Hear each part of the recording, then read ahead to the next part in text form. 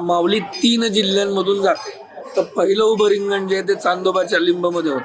म्हणजे एकंदरीत पुणे जिल्ह्यामध्ये एकही रिंगण होत नाही. त्याचं सगळं क्रेडिट म्हणजे गमतीने म्हणायचं तर सातारा आणि सोलापूर जिल्ह्याला जातं. त्यातही म्हणजे एक अनपेक्षित नियम असेल की 3 रिंगण जे आहे ते रस्त्याच्या डाव्या बाजूला होतात आणि 3 रिंगण रस्त्याच्या उजव्या बाजूला होतात. त्याचा काही इतिहास आहे का? हे सगळं जे आहे ना म्हणजे जेव्हापासून वारीचा खरा इतिहास सुरू झाला, वारी अनादी आहे. ती कधीपासून सुरू झाली याचा लेखाजोखा कुठेच नाही.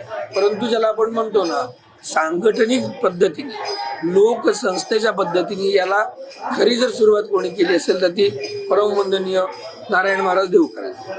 तिथून ती मग गुरुवर्य हैबतराव बाबांकडे आली. या सगळ्यांमधूनच या परंपरा सगळ्या चालत आल्या आणि त्या आज तागत आपण नुसत्या अप्लाय करत नाही, चालवत नाहीये, तर आनंद पण घेतो.